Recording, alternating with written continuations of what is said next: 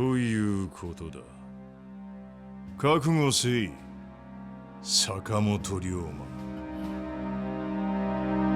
いや、我が息子よ。If you've been here before, you know how this works. For Like a Dragon spin-offs, I try to avoid the thoughtful storyteller approach in favor of a list of valuable reasons for why you should play them. Ryu Ga Gotoku spin-offs tend to lean more on the side of having a fun romp through a fictional world based on a historic time period, wacky premise, or intellectual property, as opposed to providing a thoughtful discussion on specific themes or ideas. Like a Dragon Ishin breaks the spin-off mold for better and worse. A remake of a highly sought-after Japan exclusive, finally brought over to the West much to the excitement of Western audiences, going completely mask-off with seconds left on the clock in such a way you'll be shocked this thing ever got remade at all. There's a lot to unpack here, and definitely some to leave stored away in the deep recesses of RGG Studios history, where no one will ever look again. But for one time only, come along and let's talk about a few reasons to play Like a Dragon Ishin and a couple of story beats to be wary of.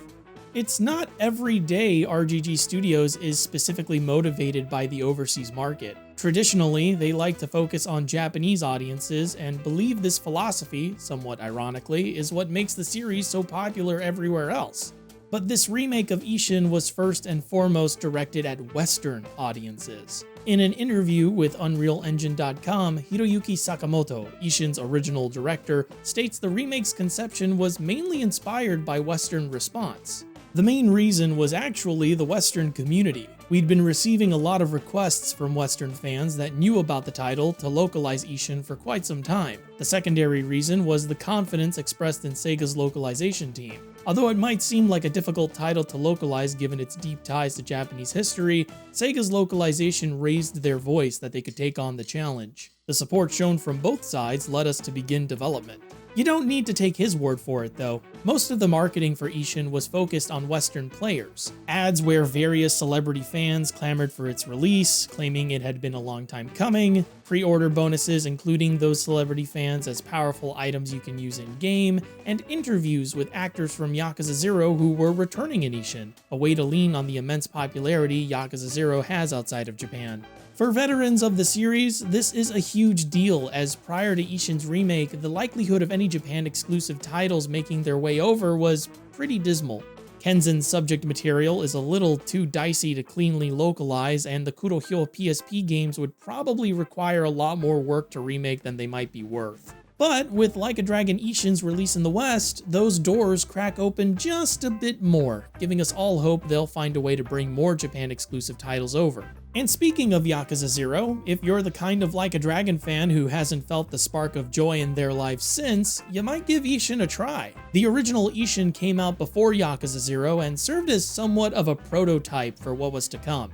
The remake takes us back to that era of Like a Dragon. The fighting is reminiscent of Zero's, the play spots are as numerous as Zero's, and just like in Zero, the world has a ton of features to interact with.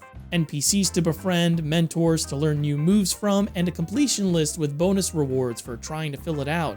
The only thing missing from the Zero formula in Ishin is the indomitable Mr. Shakedown, and between you and me, I prefer it this way. We'll talk more about the Zero comparison throughout the video, but if you need the quick and dirty rundown, just know if you really like Yakuza 0, this is going to be up your alley.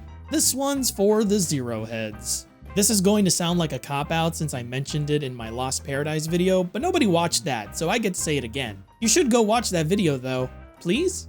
RGG spin-offs usually recast their stable of actors as different characters to match the time period or IP, and this gives them an opportunity to flex their acting chops. For us, it's a chance to see the range of their acting abilities, and it's always fun to watch our favorite actors take on different or new roles. But unlike Lost Paradise, where everyone turns their characterization to 11, Ishin maintains the grounded performances of the series, which means we're given a new set of performances affected by the nuance of the setting and tone Ishin establishes. Unfortunately, this isn't the case across the board, as a lot of our familiar faces are cast into roles basically mimicking their modern-era mainline counterparts. Still, it's nice to see these faces again, and the ones that do give new performances are fun to watch. Of the bunch, Akio Otsuka's performance as chief of the Shinsengumi and Nobuhiko Okamoto as Heisuke Todo stand out, and it's always nice to see Riki Takeuchi, Hitoshi Ozawa, and Hideo Nakano in these games as well. Like a Dragon Ishin returns us to the golden age of the series' action RPG fighting system. Like in Yakuza 0, Ishin features multiple fighting styles, in this case reflective of the time period it takes place in. The brawler style is your good old-fashioned Kiryu moveset, the swordsman style features precise, high-damage slashing attacks, the gunman style evokes Wild West cowboy shooting, and Wild Dancer combines sword and gun into a death by 1,000 cuts-esque series of attacks. You're meant to use whichever styles fit your playstyle, as the more you use a style, the further you level it up, but you'll frequently fall back to the swordsman style for boss fights and encounters with lots of enemies, since it's the easiest style to defend with and has the highest damage output. Unless you know deep, secret techniques like I do.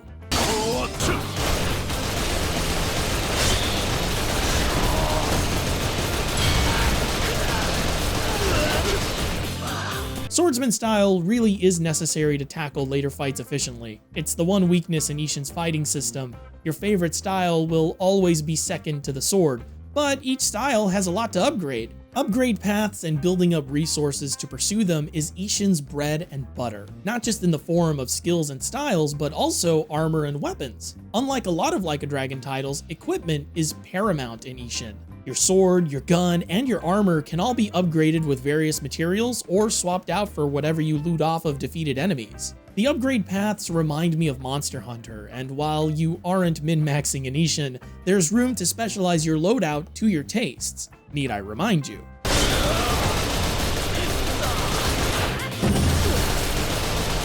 If you're the kind of person who gets obsessed with customizing your equipment sets and likes to experiment with different bonuses and versions of weapons, Ishin's got you covered. There's enough here to keep you busy for a long time, across multiple playthroughs even. Something I find really great about Ishin is how aggressively it caters to New Game Plus. You'll barely penetrate the upgrade trees or your equipment paths in one playthrough of the main scenario, and a ton of the bonuses you unlock by advancing through the completion list won't be nearly as beneficial to you on your first playthrough as they would on your next. While other Ryu Ga Gotoku games encourage New Game Plus, Ishin is the only one that really feels designed for it. It's a reasonably short main scenario, especially if you're skipping cutscenes, and caters to playing through it again. If you're a fan of jumping into a Like a Dragon game to mess around in its various playspots, Ishin is for you. It's done up with a huge amount of familiar minigames and some fun unique ones. Chicken races, a variation on the classic batting cages, the usual mahjong and gambling parlors. They even double down with 2 rhythm games, karaoke and dancing. But there's way more to see and do in Ishin than your typical Like a Dragon entry. There's a series of time attack challenges for each of your fighting styles, which get progressively harder as you complete them, and a huge collection of battle dungeons to fight your way through as captain of the 3rd Division of the Shinsengumi. While you're out completing sub-stories and the like, you might run into wanted men with bounties on their head, or find the arena where you can fight powerful enemies for various rewards. Ishin is a rare instance of a Like a Dragon title with almost every minigame the series has ever had all in one place, and then some. The noodle cooking minigame from Yakuza 5, of all things, is in here. RGG Studios even found the time to squeeze in a slice of life farming sim. Grow crops, cook food, live in debt, it's so realistic! Another Life, as it's called, is one of Ishin's big selling points, but it's somewhat of a hard sell.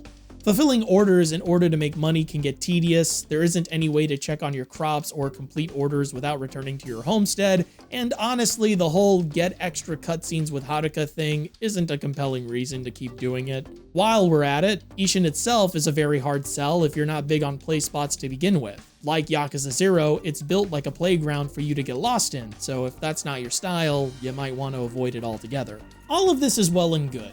Ishin is a pretty fun time, but I don't advise looking too deeply into its narrative. Or maybe you should, if you want to acknowledge RGG's longest yikes ever. I'll be honest, the story of Like a Dragon Ishin mostly went over my head. For the most part, it's an awkward propaganda story taking massive creative liberties with the historical time period it's based on. Sakamoto Ryoma was never secretly two different people, he never went on a quest to search for his father's killer, he never assumed a secret identity to become part of the Shinsengumi to do it. All of this is made up.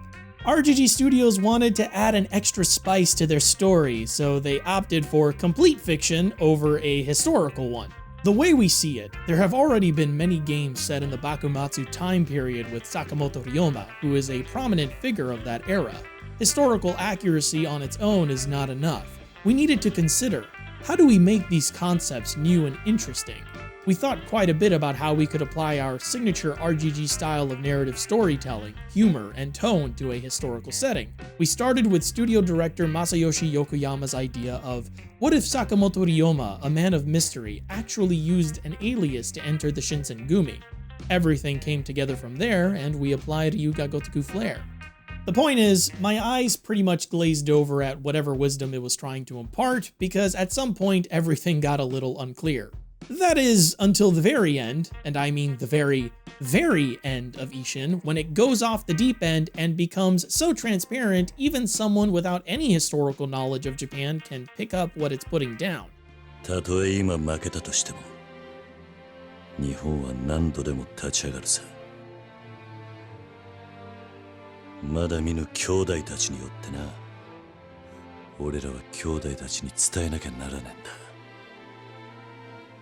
この国に生きる者にとって、この国にはまだ多くの血が流れるだろう。Like like you could pretend like, oh, they're just capturing the tone of the historical period, but it's like, no, they're saying stuff when they say things like, to my brethren of the future, Japan is yours.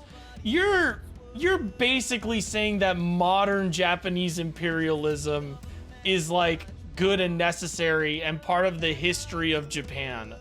That's generally what you're saying, and like you're preaching for the status quo. You're preaching for Japanese imperialism to be a thing and to remain a staple in your society, in your culture. Like that's what the game is saying. Like that's really what the game is saying, especially because we have historical context now. We have hindsight, we have retrospective ability to retell this story of this era of Japan in a way that criticizes and focuses on the problems at hand with the way we used to think about it. But for the game to end with saying that, no, the way that we think about it, the way we thought about this was good, and this is the message for the future that we should hold on to, that's problematic as fuck. Like that's actually bad. Like that's really bad. And also, when they told me that at the very end it shits the bed, I did not think it really meant right at the fucking end.